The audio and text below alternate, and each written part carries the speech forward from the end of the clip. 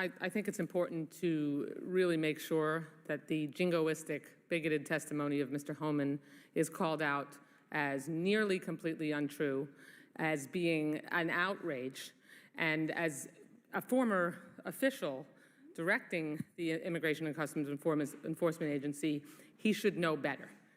So Mr. making Chairman, sure that I am... Mr. Chairman. No, this is my 5 minutes. Well, The word- what did I say was inaccurate? Excuse me, okay, I'm not asking a question. Okay, or- the gentlelady is recognized for 5 minutes. She's made her point, and I will try to resolve any other issues at the end of her questioning. Okay. Thank you. So I just think it's important that it's not accepted as accurate testimony. Mr. Homan, is there a crisis on the border? Of course, And has there been a crisis there for a long time? yes. I just want to get, because your testimony was at the broader issue, and this is critically important, but we also have a broader issue there. We got unbelievable numbers we've seen on the border with apprehensions and everything else, right? Absolutely. If I can respond to the earlier remark from Washington Shultz, I forgot more about this issue than you ever know.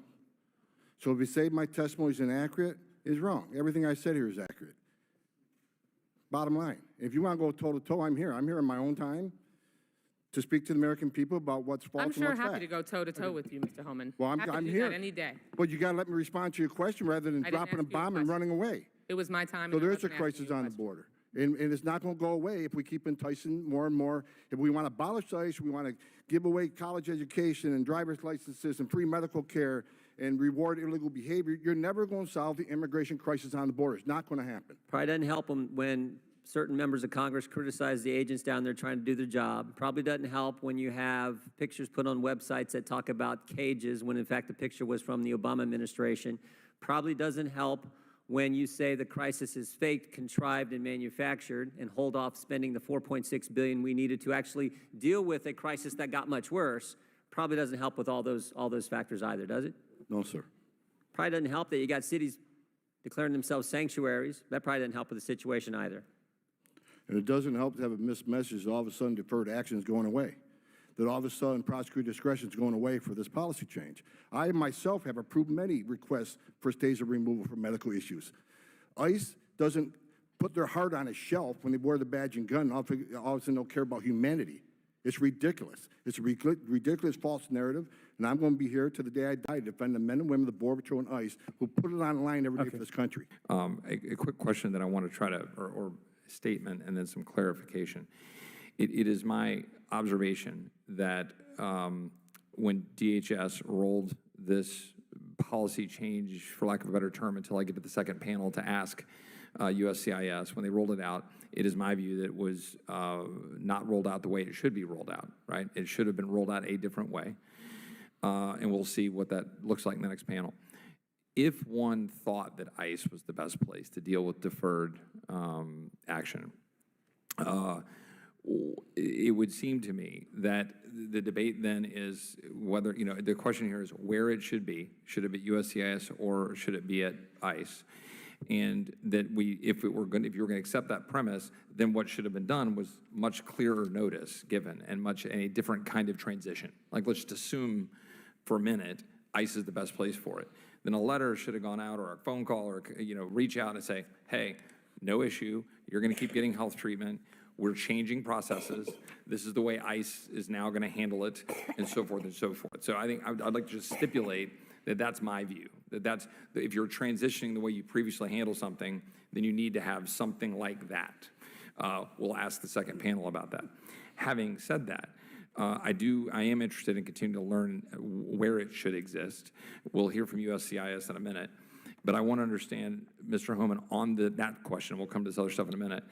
With respect to ICE and why you think it's the best place, can you speak to the question at hand here about, I think, the fear of somebody's here, they're in a tough situation, and you're saying, okay, we're getting shoved into a pipeline for expedited removal, and then hoping there might be a question of discretion. Well, and can you kind of walk through how that might work in ICE? Let's be clear in my testimony. What I've said is, as a law enforcement officer, prosecutorial discretion needs to be in the hands of those who have statutory authority over those laws. It is a case-by-case determination. Right. Once you carve out a whole class of people you want prosecutor discretion, there's no longer prosecutor discretion based on case-by-case. Now, we have talked about states. That's what ICE currently do. They give stays removal. Mr. Marino, what he says, I'm not disagreeing with him. Is ICE prepared to make other decisions that CIS is making? That's a question for ICE in the next panel. Right. What I've talked about is ICE needs to have the authority of prosecutorial discretion, and that's a legal issue. And I think those decisions, no other agencies to say, well, ICE can't remove that person. That needs to be ICE prosecutor discretion, or you shouldn't put them in proceedings. That needs to be ICE's decision. Now, are they prepared to do that? Because they normally don't. You have to ask the next panel that. So I'm not lying on my testimony. I'm speaking to my 30 years of doing this and what I think prosecutorial discretion means. So and the reason I think this matters, right, is the purpose of it. I hope there's general agreement about the process and the communication and what should have occurred there, that we can have a debate, as I think we had a good conversation, Ms. Ocasio-Cortez and Mr. Meadows, about, okay, where do we go forward on this, on that question? We'll ask the next panel some of these, but it is important for us not to send some signal of, panic, to use Mr. Meadows' term, that anything is going to be problematic going forward, that we'll address the issue and try to reconcile whatever gaps there are here. I do think it's also important to note on this question of deferred action, the question of when it is a discretion for a prosecutor, right? This is at the court of DACA and DAPA, right? We had this litigation in DAPA. We went to the court, and the court agreed that that was something more than discretion. That was something beyond discretion. And I think what we see here in a sort of separation here is that what we're talking about here is discretion. I think, Ms. Waddy, I was looking at your testimony, the data points there. You said, one data I was able to identify included 118 deferred actions, of which 107 were approved, pending or unknown, in a particular data set that you had, indicating that each one is case by case, and there were 8 that didn't qualify. I have no idea what those 8 were, but that's a decision by case by case decision. To that end, let me ask you one question, final in my last 5 minutes, Mr. Homan. Would you like to address, and would you please address any of the? Yeah, I want to address the last comments made about me being appalling and first of all, I served my country for 34 years. I saved many lives, and I ran an agency. Let's be frank in what ICE does. ICE last year took a season of opioids off the streets of this country that could have killed every man, woman, and child in the United States twice. They've arrested thousands of sexual predators that preyed on children. They rescued thousands of children who were victims of predators. They arrested hundreds of women who were victims of sex trafficking. I am proud of the agency in ICE. And what we don't want to talk about is nearly 90% of everybody ICE arrests for immigration violations either have a criminal history or are pending criminal charges when they were found. I mean, they were found in the county jail, which most likely means they weren't a choir boy. So to mismessage what the work the men and women of ICE do is, I find appalling that a member of Congress would throw that out there like that. In my 34 years, I've never seen such hate toward a law enforcement agency in my life that you want to abolish them rather than doing your job and legislate. Mr. Homan, your if time they don't like it, legislate. You can't. I don't think Homan, Congress according is to in the the rules of this habit committee, of enacting laws.